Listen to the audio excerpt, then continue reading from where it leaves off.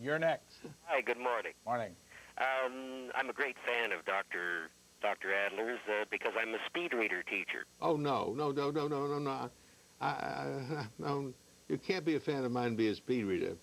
I'm a slow reader, and I never want to speed read in my life, except you know, the newspaper. Might be interested in reading the great books of the Western world, and You can't speed read them. you can't? No. I do. Well, I would like to differ with you.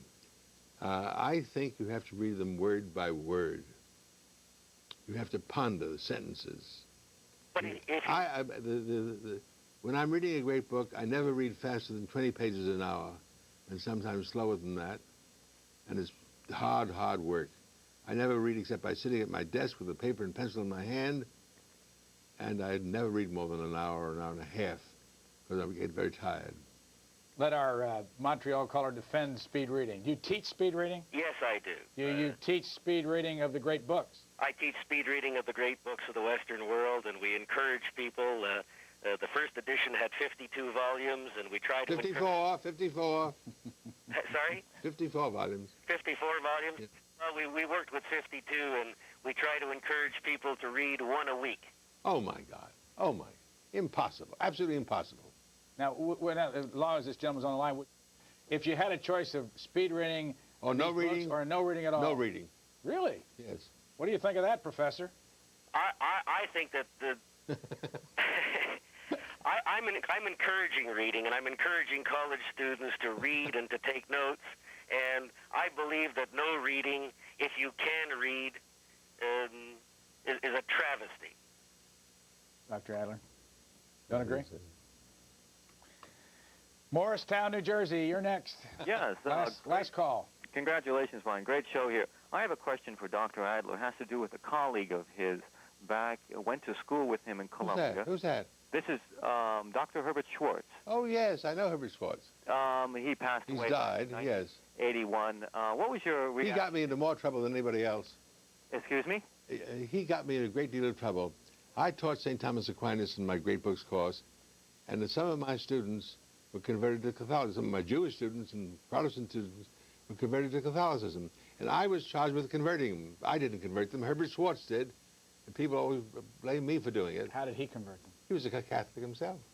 And he was a converted Catholic, and converted Catholics are, of course, great converters of others. In general, and I assume you teach seminars from time to time and Always. groups. At Aspen, I teach seminars all summer long. Are people in general becoming more aware, less aware? I can't answer that question. That's a sociological generalization I can't make. Are you as stimulated today when you talk to audiences as you've ever been? Yes? You came to Washington for what purpose? We addressed the press club yesterday. How was the experience? Wonderful. Had you ever done it before? Oh, yeah. At press club? No, I've addressed audiences in Washington before, many times. And what did you think of the questions? Very good. Most of the people that asked questions had read the great books. It was a very, very well read audience. You find, and we had a couple of calls like this morning, people said, I don't know who you are, and then most people said, though, Dr. Adler, it's great to talk to you, I've followed you all your life. Do you find that people in this country are in that category? They all know you or they don't know you at all? Most of them, I'm surprised at how many people know me and how many people have read my books. It's delightful. I really think I ought to keep on writing. What do you want your legacy to be? The books I've written, more than anything else. You've written 46. And the great books. And most of all, those 102 essays. You don't know how hard it is to write 100. Ever thought about writing 102 essays? That's 10,000 words. More, 12,000 words. That was the hard, and I had to revise them all for the second edition. Because by adding 60 new authors, I had to get the essays refer and quote from the authors. I had 60 more authors to add to the set. You see, so I had to revise those 102 essays. That was a hard job. Our guest is the chairman of the board of editors at Encyclopedia Britannica.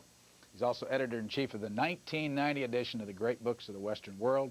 As he told us earlier, Encyclopedia Britannica is owned by the University of Chicago, and he is here talking about also his latest of the 46 books he has written, a book called Truth in Religion by Mortimer J Adler.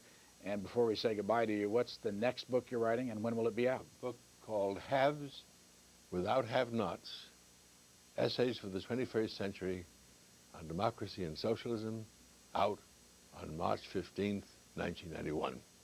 Dr. Mortimer Adler, thank you for joining us. Thank you. Michael Satchel of U.S. News and World Report will be with us in a moment to talk about Proposition 128 in California.